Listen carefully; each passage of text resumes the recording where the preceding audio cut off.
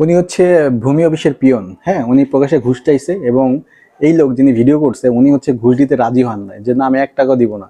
ওমা, এই পিয়ন দেখি রেগে গেছে, মানে তার সাথে ইতিমধ্যে ফাইট, গালিগালাজ শুরু করে দিছে, মানে ঘুষ দিতেই হবে, দিবেন না মানে না দিলে আপনার কাগজপত্র কোনো কিছু পাবেন না।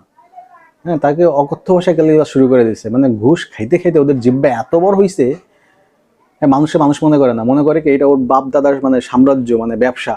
এখানে মানুষ আসবে সেবা নিতে, ওকে ঘুষ দিতেই হবে, টাকা দিতেই হবে, নাহলে ও করবে না। এই ধরনের পিয়ন, এই পিয়নরাই মূলত হচ্ছে টাকা কালেকশন করে।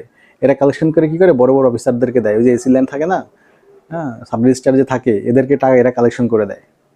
এই পিয়নদেরকে আগে সাইজ করা হবে, 2-3টার দামাদাম সাইজ করে দিলে এগুলো ভয় পাবে, স্যার আমরা তো না ঘুষ চাইতে পারবো না, কারণ ঘুষ চাইলে পাবলিক মাইর দেয়, ঘুষ চাইলে স্যার থানা থেকে পুলিশে ধরায় দেয়, স্যার চাকরি থাকবে না, ঘুষ খেতে পারবো না, আপনারটা আপনি খান। আর যারা ভাই আপনারা ঘুষ খান, হ্যাঁ, এই যে পিয়ন টাইপের যারা আছেন, এদেরকে বলি ভাই, দিন কিন্তু আগের মতো নাই, এখন ডিজিটাল হয়ে গেছে। কোন ফাঁক দেখে ভিডিও করে সমাজে ছেড়া দিবে, ভিডিও ছেড়া দিবে, আপনি কিন্তু লজ্জিত হয়ে যাবেন। আপনার ছেলে মেয়ে থাকে, তার কিন্তু একটা বন্ধু বান্ধব, একটা সার্কেল আছে। যখন এক বন্ধু বলবে কিরে তোর বাপে তো ঘুষ খেয়ে ধরা খাইছে, এটা তো ভিডিওতে দেখলাম, তাহলে কিন্তু আপনার ছেলের মান সম্মান থাকে না, আপনার মেয়ের মান সম্মান থাকে না। সুতরাং ভালো হয়ে যান, সৎ হয়ে যান, যেই টাকা উপার্জন করেন সেই টাকাতে চলার চেষ্টা করেন। মনে রেখেন, হারামের আরাম নাই। যে আপনার থেকে কম টাকা ইনকাম করে কিন্তু ঘুষ মুষ খায় না, ওর ঘরে শান্তি আছে। কিন্তু আপনারা যারা ঘুষ খান, আপনার ঘরে কিন্তু শান্তি নাই।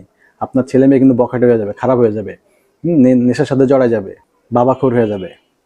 ঠিক আছে, আর মানুষের অভিশাপ তো আছেই। সুতরাং ঘুষ খাওয়া ছেড়ে দেন ভাই, ভালো হয়ে যান।